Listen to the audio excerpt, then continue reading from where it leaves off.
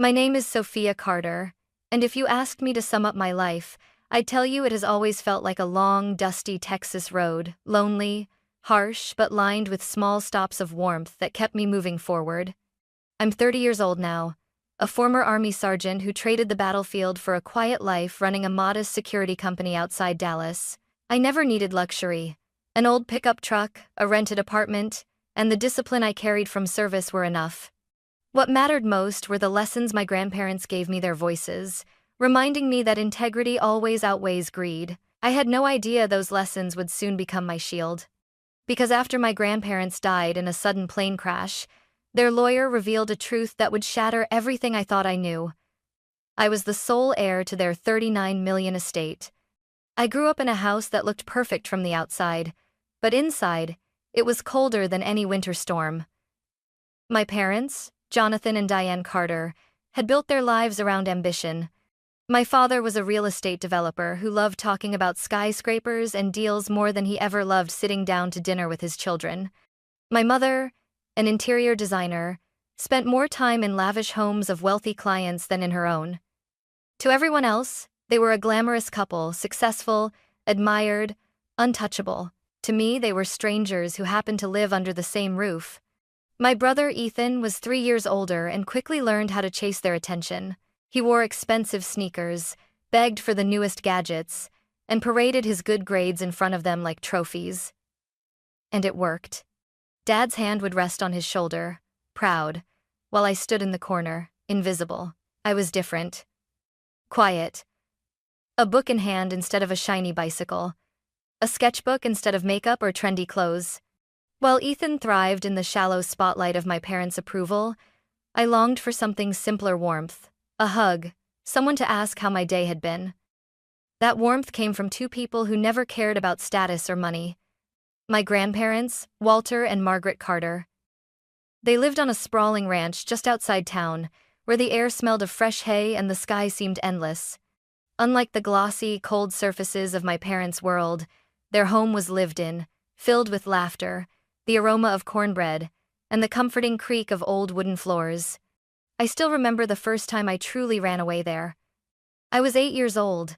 Mom and Dad were screaming in the kitchen about debt and investments, their voices sharp as knives. Ethan sat frozen in front of the TV, pretending not to hear. My chest felt so tight that I grabbed my bike and pedaled furiously down the dirt road, tears stinging my eyes until I reached the ranch. Grandpa was outside, sleeves rolled up, repairing an old tractor. He didn't ask me what was wrong. He just handed me a wrench and said, "Help me out, kiddo. Manual work clears the mind." We worked in silence until the sun dipped low, painting the fields in gold. When Grandma called us in for dinner, Texas barbecue with fresh salad and warm pie, I felt something I hadn't felt in a long time: safe. They didn't pry. They didn't ask me to explain why I had shown up with red eyes and scraped knees. They simply gave me a seat at the table, a slice of pie, and a place where I belonged. That night, while Grandpa told stories about starting his trucking company with nothing but one old vehicle and a dream, I realized that success didn't have to be loud or greedy. It could be quiet, steady, and honest. From then on, the ranch became my refuge. Every chance I got, I rode my bike there. Grandpa taught me how to drive small trucks, how to repair engines, and most importantly, that a promise was sacred. Grandma taught me patience, how to grow vegetables in the stubborn soil, how to listen more than I spoke. "Independence, Sophia," she would remind me. "Don't let money own you. You own it."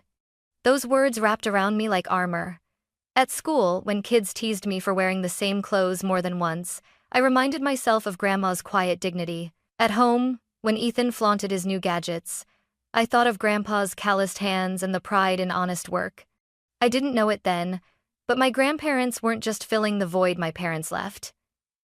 They were planting seeds, values, resilience, faith that would one day determine the course of my entire life.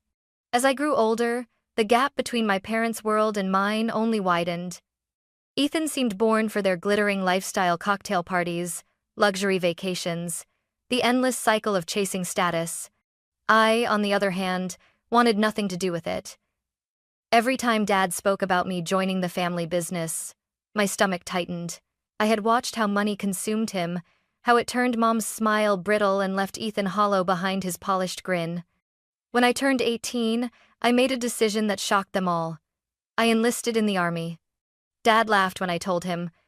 "Sophia, you won't last a week in boots," he sneered. Mom cried, saying I was throwing my future away. Ethan just shook his head, muttering that I was too naive. But Grandpa smiled. "Good," he said simply. "Discipline. Service. That's how you'll find out who you really are." He was right. The army was brutal. Long nights, endless drills, the constant pressure of knowing one mistake could cost lives. But strangely, I thrived. For the first time, I wasn't invisible. My effort mattered, my choices counted. I carried my grandparents' words like a compass through every deployment. Integrity, independence, trust. I served for nearly a decade, and though those years scarred me, they also shaped me. When I finally returned home, I didn't go to my parents' house. I drove straight to the ranch. Grandma wrapped me in her arms as if no time had passed. Grandpa, his hair whiter and his hands more worn, clapped my shoulder. "Knew you'd come back stronger," he said, and for once, I believed him. Instead of following my father's footsteps into real estate, I started small. With the savings I'd managed to put aside and a few contacts from my service years, I built a modest security company on the outskirts of Dallas. It wasn't glamorous, but it was honest. We specialized in protecting small businesses, diners, warehouses, mom-and-pop shops that couldn't afford big corporate contracts but still deserved safety. Life was simple. Wake up at dawn, work out, train my team, visit clients, return home exhausted but satisfied. I didn't need a mansion or a fancy car. My old pickup and a quiet apartment were enough. Still, no matter how busy I was, I called my grandparents every week. I'd tell them about the contracts we landed, the employees I was mentoring. Grandpa would laugh heartily through the receiver.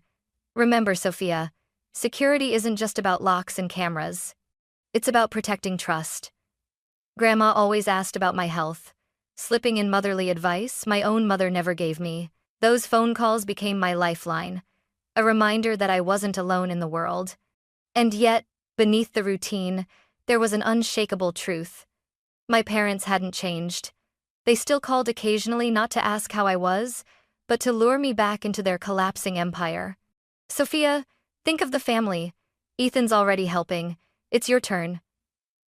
But every time, I refused, because I had already chosen my path, and I had no idea how much that choice would matter when tragedy struck. The call came on a gray morning, one of those mornings where the sky feels too heavy, as if it knows what's about to happen. I was at my office, reviewing security footage for a client, when my phone buzzed. It was my father. His voice, usually loud and commanding, trembled. "Sophia, your grandparents, their plane, it went down. There were no survivors." For a moment, the world blurred. My pen slipped from my hand, clattering onto the desk. I couldn't breathe. They weren't soldiers in a war zone. They weren't reckless adventurers. They were just going on a long-awaited vacation. How could something so ordinary end so violently? I drove like a madwoman to the ranch, my hands gripping the wheel until my knuckles turned white. Every mile dragged up memories. Afternoons fixing trucks with Grandpa, evenings baking pies with Grandma, their voices telling me to stay true. By the time I reached the ranch, tears blinded me. The house was filled with people, neighbors, employees from their company, even church friends. My mother sat in a corner, wailing. My father paced, his phone glued to his ear as he spoke urgently to someone about lawyers and assets. Ethan stood stiffly, his eyes darting around the room, already calculating, already scheming. The funeral was simple, just as they would have wanted. A modest service at the local church, no gilded displays, no extravagant show. But the turnout was immense. Hundreds of people came to pay respects. Truck drivers, warehouse workers, local farmers. They all shared stories about how Grandpa had once paid them out of his own pocket when times were tough, how Grandma had organized charity drives for struggling families. Listening, I felt both pride and devastation. But underneath the grief, I could sense something darker stirring. My father's eyes gleamed during the service, his words about continuing their legacy sounding hollow. My mother whispered between sobs, "At least we'll have something to carry on with." And Ethan? He couldn't even meet my gaze, as if he already knew what was coming. A few days later, we were summoned to the office of Matthew Harris, the family lawyer who had been my grandparents' trusted advisor for decades. The office smelled of old paper and stale coffee, its shelves lined with leather-bound books. I sat at the long wooden table with my parents, Ethan, and Uncle Mark, who had flown in from England. Even Samuel, the housekeeper who had served my grandparents for over 20 years, was there as a witness. My heart hammered in my chest. I wasn't thinking about money. I just wanted to know if my grandparents had left behind words for me, anything to hold on to. Matthew adjusted his glasses, his face grave. "This will was last updated 6 months ago," he began. "It leaves the entirety of Walter and Margaret Carter's estate, including their ranch, real estate holdings, shares in Blue Star Logistics, and cash reserves estimated at $39 million, to their granddaughter Sophia Carter." The room fell into stunned silence. I couldn't even process the number. 39 million? Me? My mouth went dry, and for a moment I thought I'd misheard. Then, the explosion came. "What?" my father roared, slamming his fist on the table. "This is absurd. She manipulated them." My mother burst into tears, her voice shrill. "Sophia, what did you do? Why would they cut us out?" Ethan's face twisted in fury. "How many times did you sneak out there? How did you convince them to choose you?" Uncle Mark sneered, his English accent sharp as a blade. "This must be a mistake. We'll challenge it. I won't sit back while a girl who runs a 2-bit security company inherits everything." I sat frozen, my ears ringing. I hadn't done anything. I loved them. That was all. Matthew raised his hand to calm the chaos. "Please, there is more. Your grandparents anticipated this reaction. They left behind a video message." He dimmed the lights, and the projector flickered on. My breath caught as Grandpa's familiar face filled the screen. Grandma sitting beside him, her hand resting gently on his.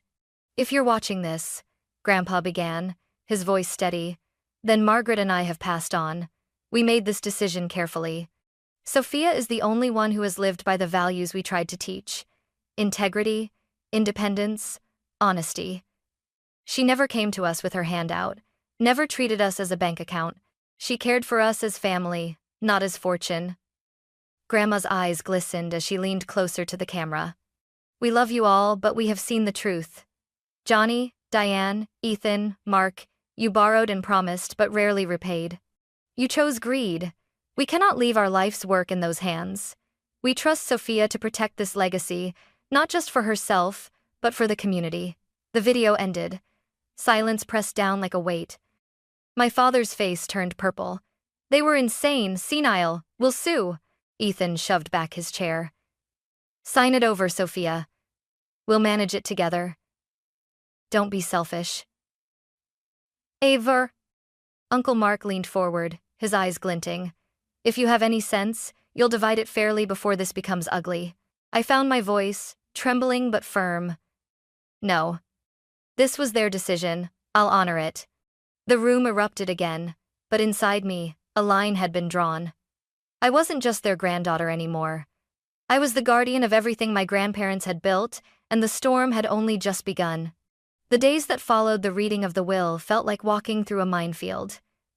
Every step I took, every call I answered, carried the weight of my family's rage. My father was the first to strike. He called me that night, his voice dripping with false calm. "Sophia, listen. This inheritance, it belongs to the family. Your grandparents were old, confused. You know they didn't mean to cut us out. Just sign over the company's shares, and we'll handle everything." I clenched the phone so tightly it hurt. "No, Dad. They knew exactly what they were doing, and I won't betray them." The mask slipped. His tone turned sharp, threatening. "Don't be stupid. If you refuse, I'll drag you through court until you have nothing left. Don't forget I'm your father. You owe me." The call ended with my hands shaking, but my resolve intact. The next morning, it was my mother. She cried so hard I could barely make out her words. Sophia, please. Don't you love us? Don't you see how much your father is suffering? We're drowning in debt. Ethan is under pressure. We need this money. Just a portion. Her sobs cut into me like knives. For a moment, guilt clawed at my chest. But then I remembered Grandma's words. Don't let emotions cloud your principles. I love you, Mom, I said softly. But I can't undo their wishes. Not even for you.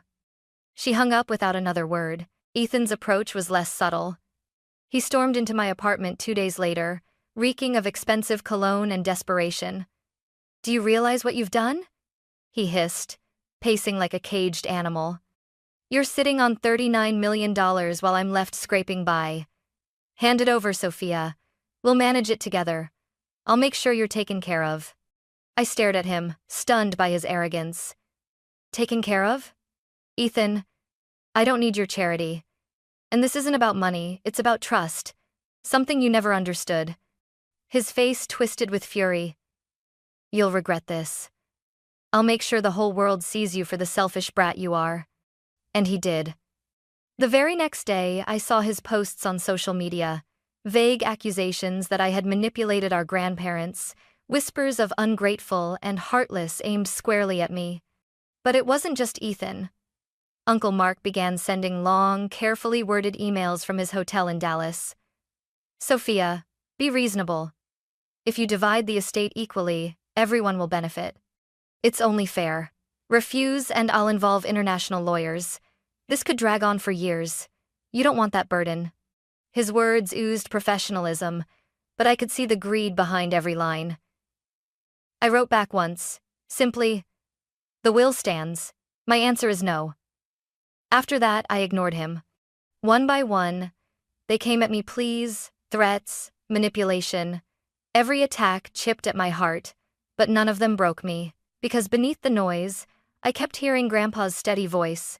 Sophia, the truth is your strongest weapon. Still, I won't pretend I wasn't afraid. Lying awake at night, I pictured them banding together, showing up at the ranch, dragging me out of the villa I had just inherited. My phone buzzed, constantly messages from my father promising lawsuits, Ethan threatening to destroy my reputation, my mother begging me to think of the family. I stood at the edge of a storm, and I knew it was only a matter of time before they came for me face to face. It didn't take long for the storm I had feared to arrive. 1 week after the will was read, I moved into my grandparents' villa, the place that had always felt like a second home, now legally mine. The first night, I walked the halls slowly, touching the familiar wooden banister, the framed photos Grandma insisted on keeping, the worn leather chair where Grandpa liked to sit after long days. It was comforting but also terrifying. I could feel the weight of their trust pressing down on me, and then came the pounding on the gate. Through the security cameras, I saw 2 cars pull up. My parents stepped out first, faces flushed with anger. Ethan was behind them, his jaw clenched tight. Uncle Mark emerged from a rental car, polished as ever, a smirk tugging at his lips. They didn't come with flowers or apologies.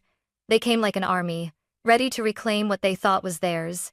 Dad bellowed at the top of his lungs. Sophia, open this gate right now. You're living in our house, sitting on our money. Enough games. Ethan slammed his fist against the iron bars. Come out, you coward. You think you can hide behind lawyers? Mom's voice shook, but her words were sharp. Sophia, sweetheart, just open the door. Let's handle this as a family. But I wasn't alone. When I stepped out onto the porch, they froze. Beside me stood Matthew Harris, my grandparents' trusted lawyer, briefcase in hand. Sheriff Ramirez, the local sheriff who had known my grandparents for decades, leaned against his cruiser parked in the driveway.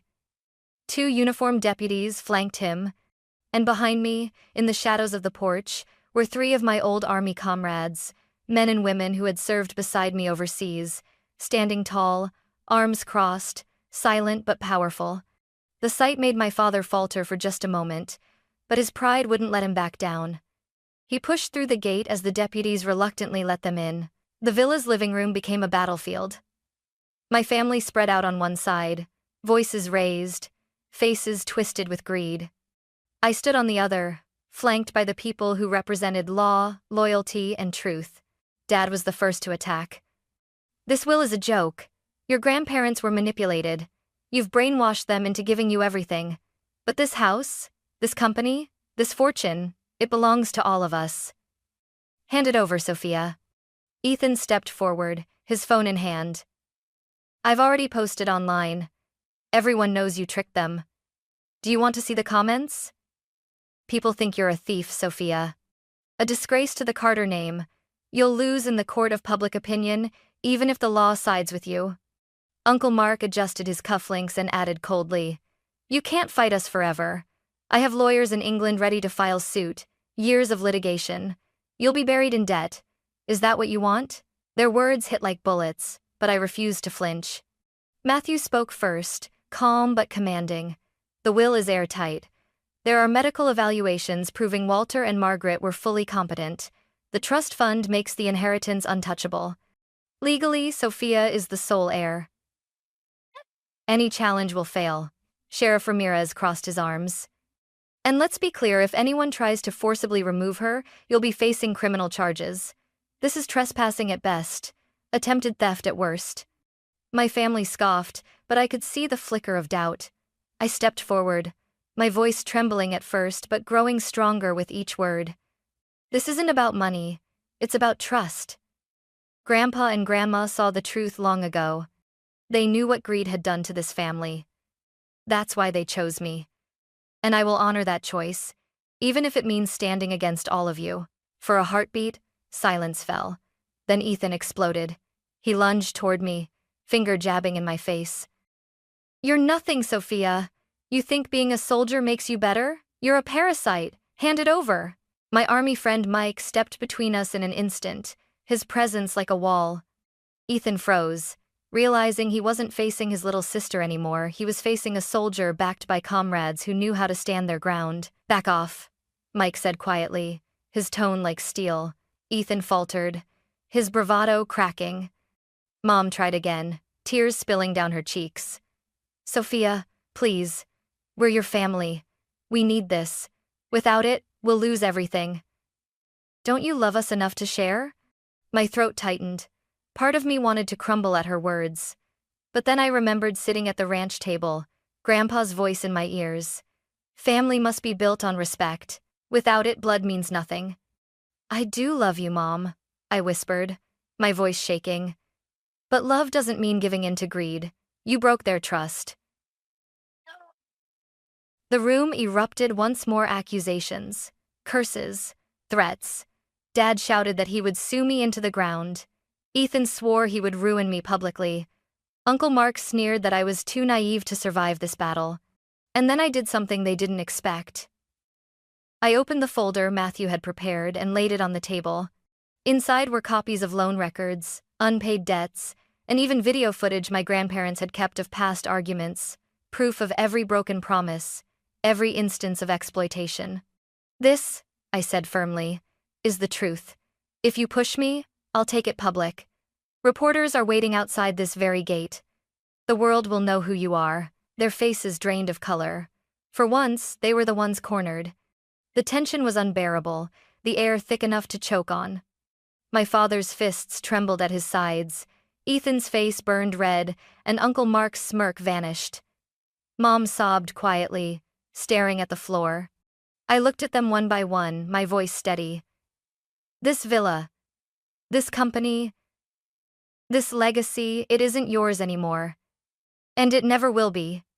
The deputies shifted slightly, the sheriff's gaze hard, my comrades unyielding beside me.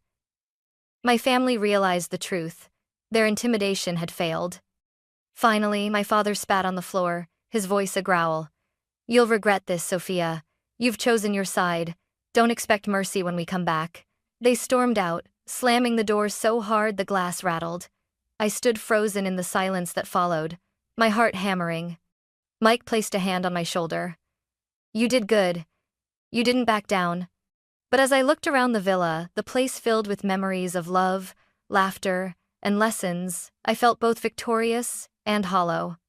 My family had become my enemies. The inheritance wasn't freedom, it was a battlefield. And the war had only just begun. The villa was silent after they stormed out, but the silence wasn't peaceful. It was heavy, vibrating with all the venom they had left behind. I stood there in the living room, fists clenched, listening to the echo of my father's threat. "You'll regret this." For a moment, doubt crept in. Was I being selfish? Was I really turning my back on my family? The questions gnawed at me until Samuel, the housekeeper who had served my grandparents for over 20 years, stepped forward. "Miss Sophia," he said gently, "they prepared you for this. They knew it would come to this point, but they also knew you would be strong enough." His words steadied me. That night, I sat with Matthew, my lawyer, at the kitchen table where Grandma once brewed tea.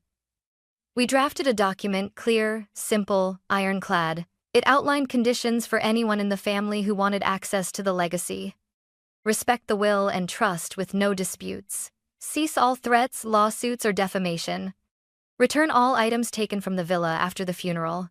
Any support they received would go only through approved, charitable, or community projects, never as direct cash. Anyone unwilling to sign would be cut off completely. It wasn't about punishment.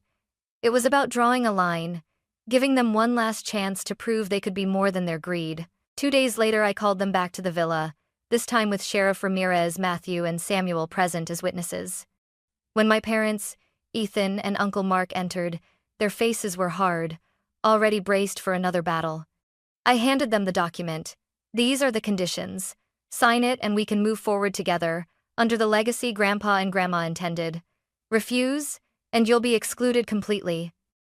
No access to the ranch, no share of the company, no support. The choice is yours." My mother's hands trembled as she picked up the papers. I could see the war inside her, desperation clashing with pride. "Sophia, do you really mean to cut us out entirely?" I swallowed hard.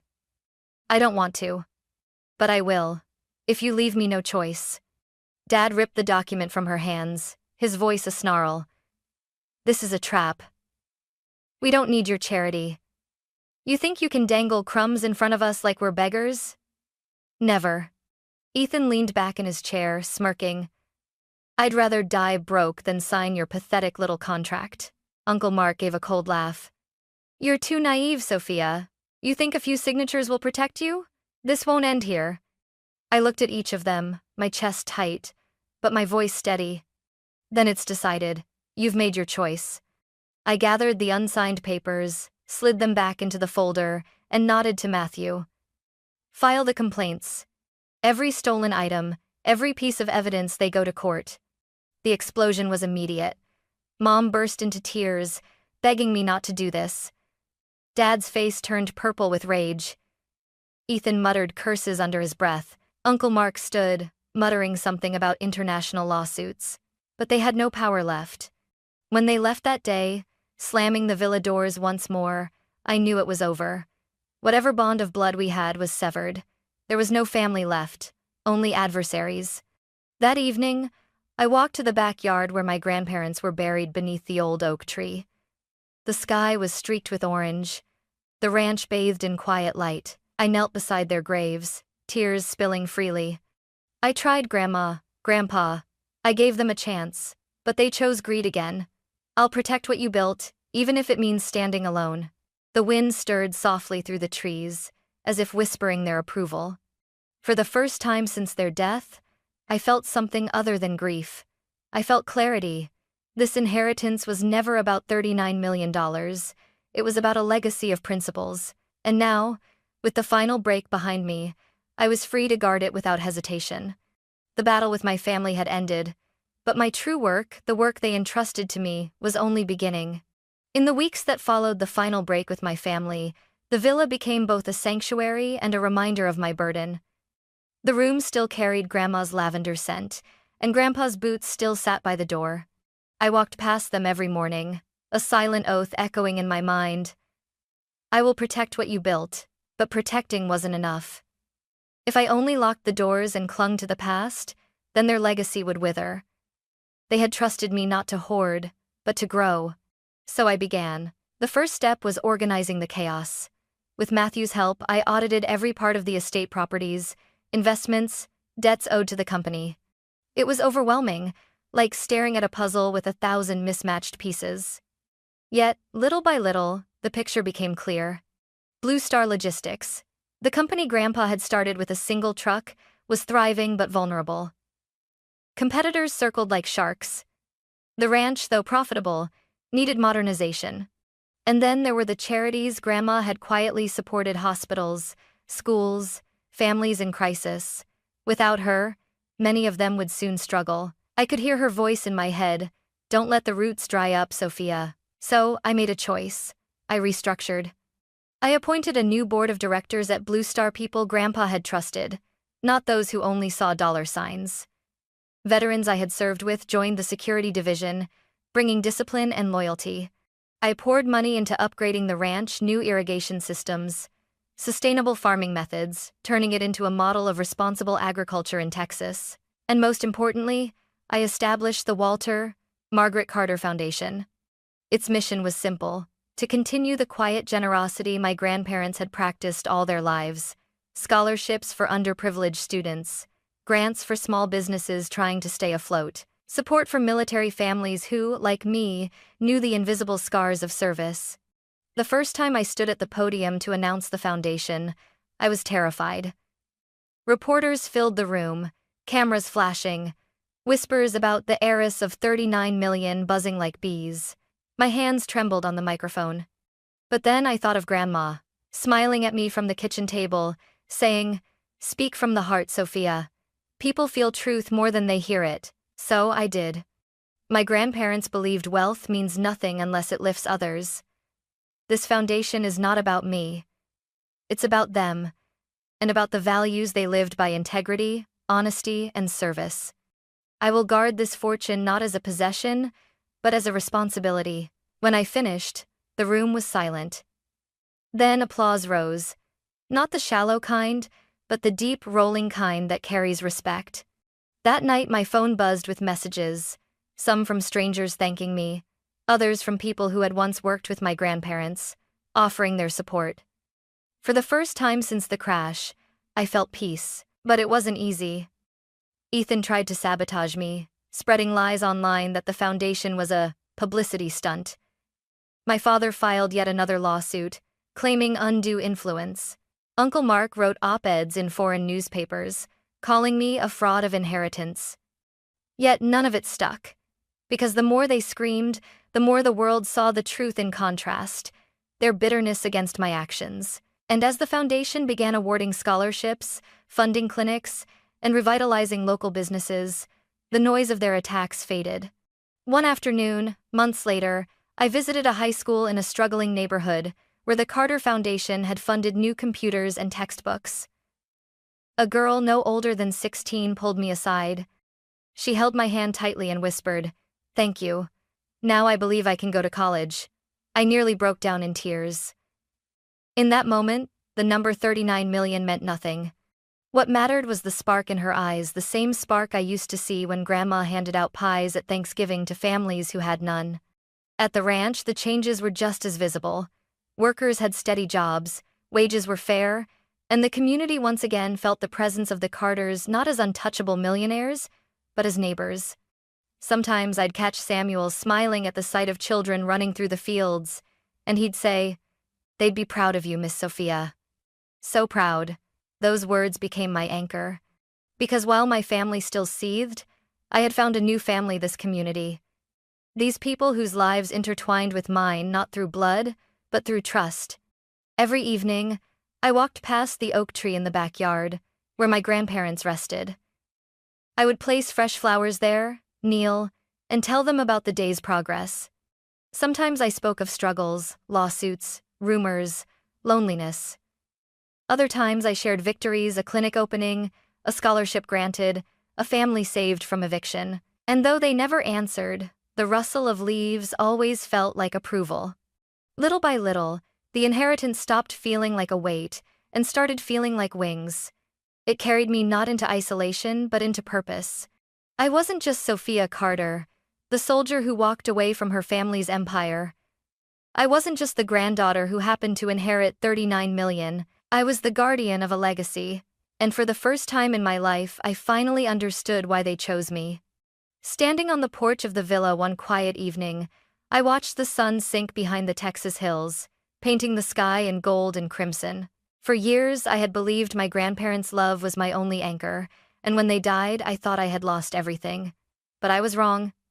Their greatest gift wasn't the $39 million, the ranch, or the company. It was the values they lived by. Honesty, independence, trust. The inheritance was simply the test, a way to see if I could carry those values forward when the world tried to tear them from me. I lost my parents, my brother, and my uncle along the way. The blood ties that should have protected me became the chains I had to break. And though that loss still aches, I've gained something greater, a purpose larger than myself. I am not just an heiress. I am the guardian of a legacy built on service and integrity, and as long as I breathe, I will protect it, not for my family's approval, not for the headlines, but for the people whose lives it can change. Because that, I now know, is what true inheritance means.